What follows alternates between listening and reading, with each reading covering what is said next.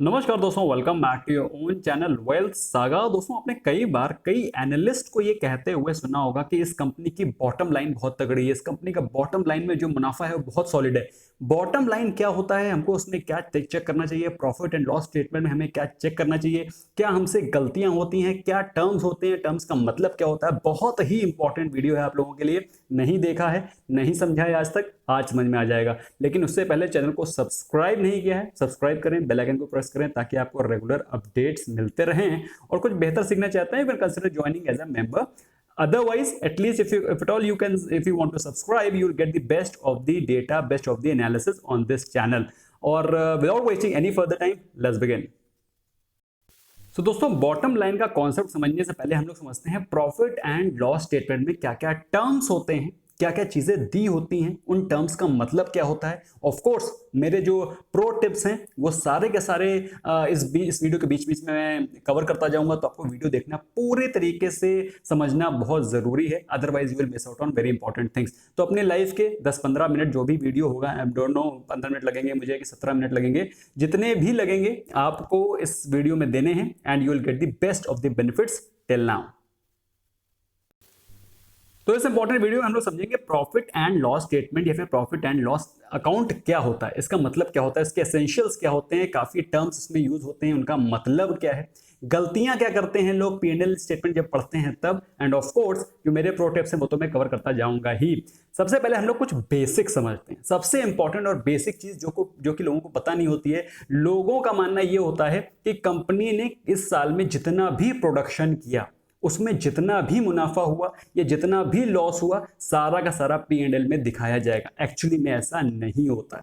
For example, अगर company ने जो भी कोई काम किया है, जो भी बिजनेस किया है, फॉर एग्जाम्पल अगर मैं बात करता हूं बाटा कंपनी की, बाटा कंपनी ने इस साल 10 लाख जूते बनाए, 10 लाख शूज देव मेड, और 10 लाख शूज में से उनके सेल हुए 8 lakh shoes, 8 lakh.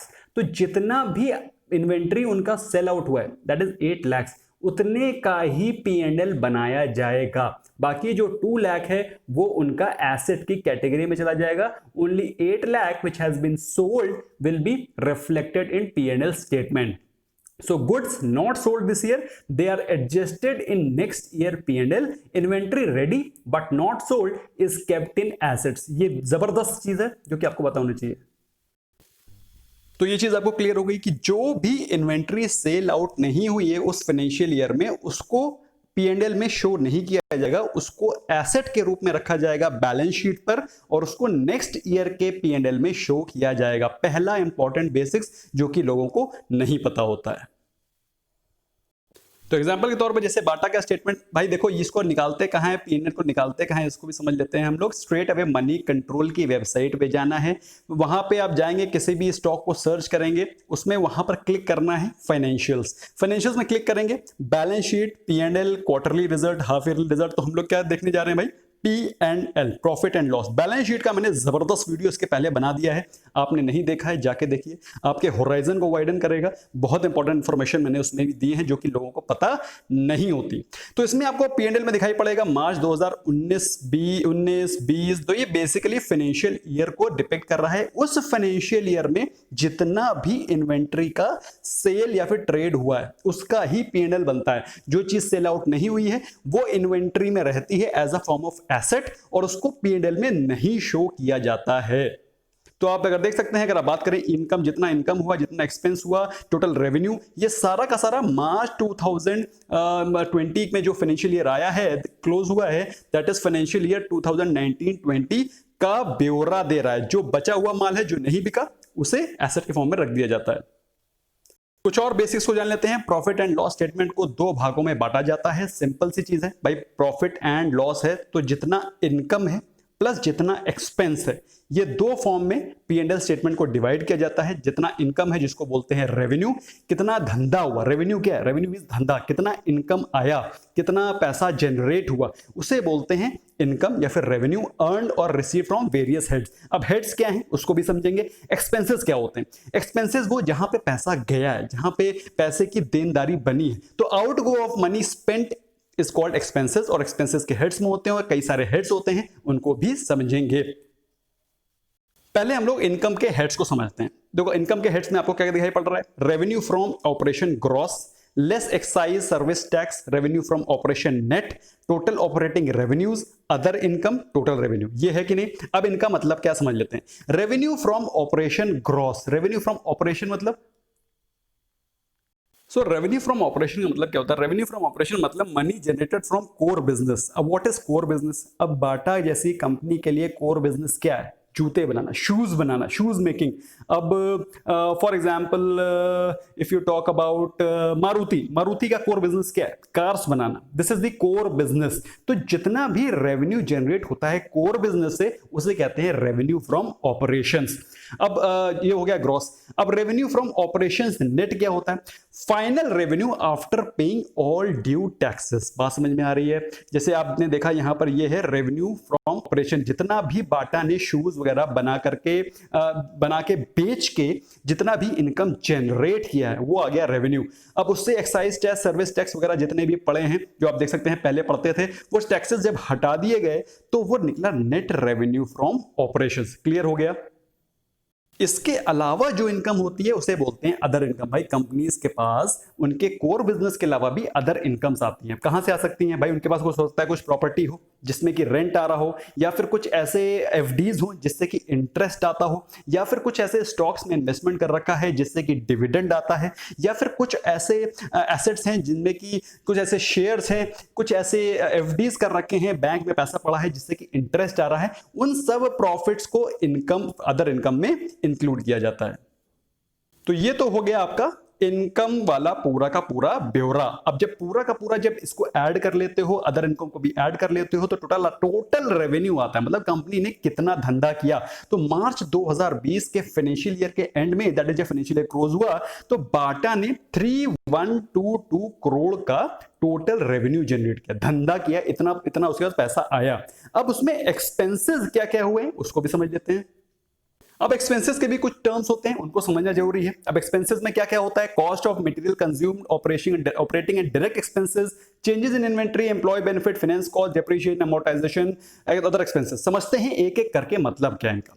Cost of material consumed, Bata जैसी कंपनी को क्या कॉस्ट लगेगी, किस चीज में पैसा लगेगा, मटेरियल में, रॉ मटेरियल में, जैसे कि शूज में गम हो सकता है, लेदर हो सकता है। तो इस प्रकार का जो मटेरियल में पैसा लगता है उसे बोलते हैं कॉस्ट ऑफ मटेरियल, जो कि बाटा में आया है 256.96 करोड़।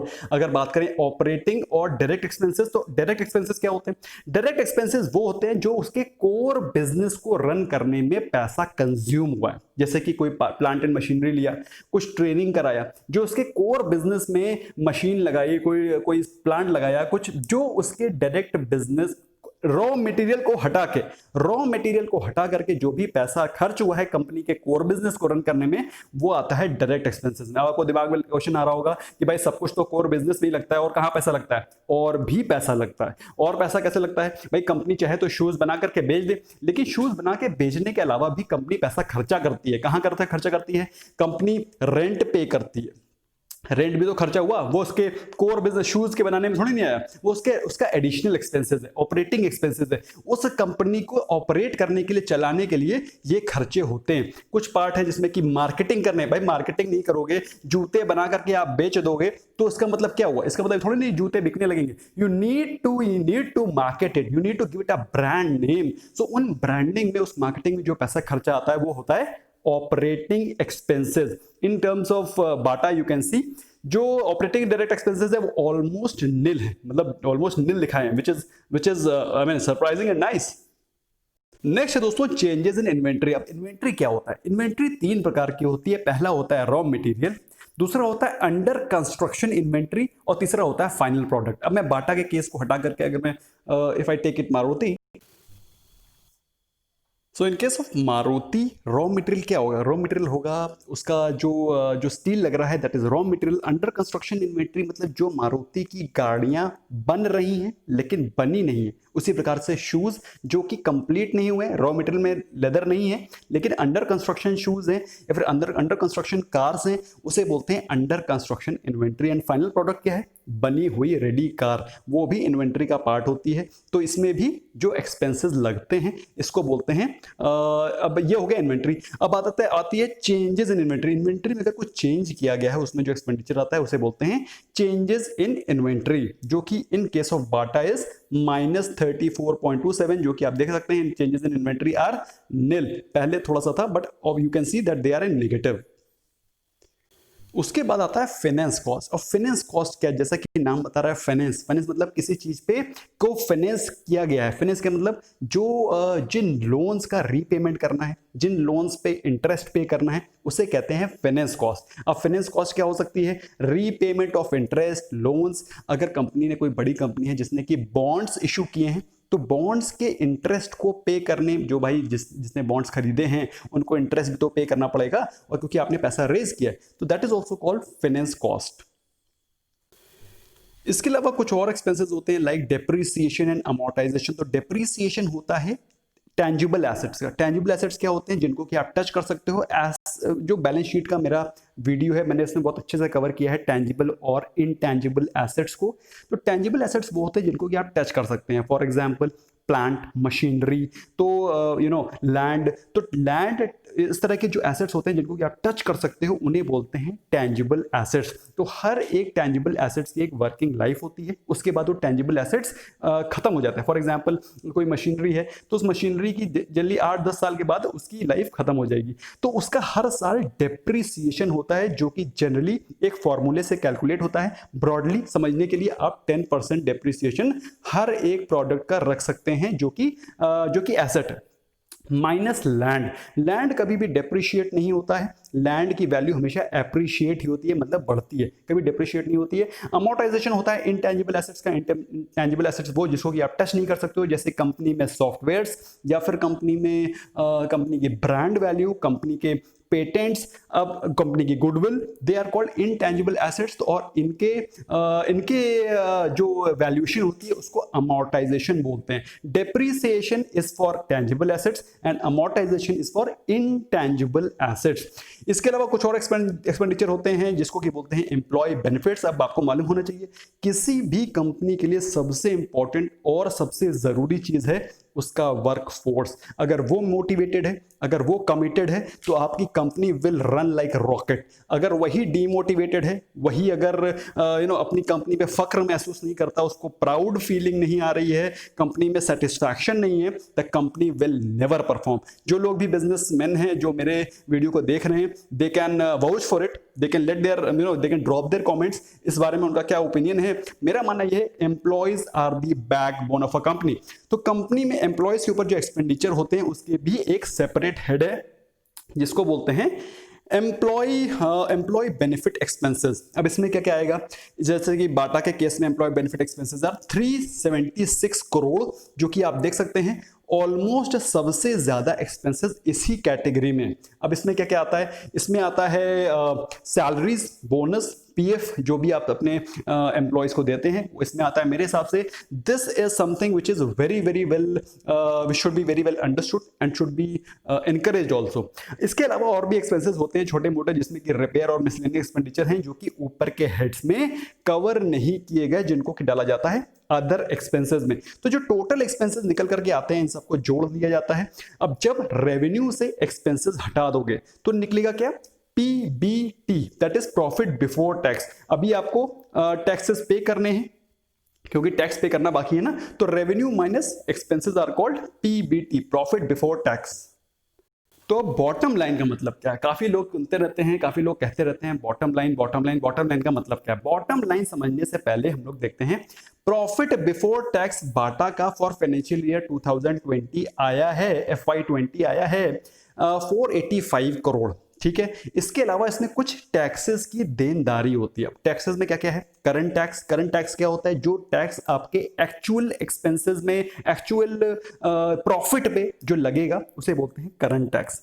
बात समझ में आई? जो आपने प्रॉफिट जनरेट किया है उस पे जो टैक्स इस साल लगना है उसे बोलते हैं current tax, simple as that. अगर आपने जो भी पैसा अर्न किया है इस साल 1 करोड़ रुपए का प्रॉफिट जनरेट किया है, उस पे 1 करोड़ पे जो प्रॉफिट लगेगा उसे बोलते हैं करंट टैक्स। इसके अलावा कुछ और भी टैक्सेस होते हैं, डिफर्ड टैक्स जो कि आपने पिछले साल पे करना था लेकिन नहीं पे किया, उसको अभी के साल पे करना पड़ेगा, उसे बोलते हैं 41.15 डिफर्ड टैक्स करोड़, 41.15 करोड़ जो कि है डिफर्ड टैक्स। और इसके अलावा भी कुछ टैक्सेस जो कि उन्होंने पहले पे नहीं किए, टैक्स फॉर अर्लियर ईयर, वो भी इंक्लूड करके जो पूरा का पूरा टैक्स निकाल देंगे तो final that is PBT minus tax, जब टैक्स पे कर देंगे तो जो फाइनल चीज निकल के आएगी उसे बोलते हैं प्रॉफिट फॉर द पीरियड, और इसी को बोलते हैं बॉटम लाइन। क्योंकि आप देख सकते हैं ये पूरे P&L का सबसे नीचे का लाइन है, बॉटम लाइन। जनरली लोग इस पे ही फोकस करते हैं, ऊपर की चीजों पे फोकस नहीं करते हैं, इसीलिए सीधे सीधे बॉटम लाइन के बारे में बात करते हैं। Bottom line means total profit for the period. Last line होती है, लोगों को ऊपर की तरफ मतलब ही नहीं है। बॉटम लाइन अगर पॉजिटिव है, बॉटम लाइन में प्रॉफिट दिख रहा है, profit for the period positive है, बढ़ रहा है, हर साल बढ़ रहा है, तो ही आप कंपनी को अच्छा मानेंगे। और आप देख सकते हैं बाटा के केस में बॉटम लाइन, लास्ट लाइन पे फोकस करिए, फाइनेंशियल ईयर 2020 में 326.92 करोड़ का प्रॉफिट फॉर द पीरियड था, दैट इज आफ्टर टैक्स। और पिछले साल के कंपैरिजन में अगर आप देखेंगे तो ऑलमोस्ट 3 साल पहले ये है 20, ये है 19, ये है 18, ये है 17, तो 17 का डाटा आप देखेंगे P&L का तो था 158 करोड़ जो कि हो गया है फाइनेंशियल 20 में 326 करोड़, ऑलमोस्ट डबल हो गया है within a span of 1, 2 and 3 years. तो this is the reason why हम हमेशा हम लोग बॉटम लाइन पे फोकस करते हैं, और बॉटम लाइन एक बहुत ही इंपॉर्टेंट पैरामीटर होता है किसी कंपनी के बारे में जानने का। तो दोस्तों ऐसे कौन से पॉइंट्स हैं जो कि आपको समझ में आए हैं, जो अच्छे लगे, जो चीज़ आपको नहीं पता थी, late me know in the comment section. और जो चीज़ें आपको समझ में नहीं आई हैं वो प्लीज पॉइंट को ड्रॉप करें, अपने ओपिनियन को ड्रॉप करें, we will try to cover it in the next video. और कोई ऐसा स्टॉक जिसको कि आप चाहते हैं मैं अगले वीडियोस में कवर करूं, let me know in the comment section, we will try to cover that stock in the future videos. Thank you so much for giving your precious time, bye bye for now.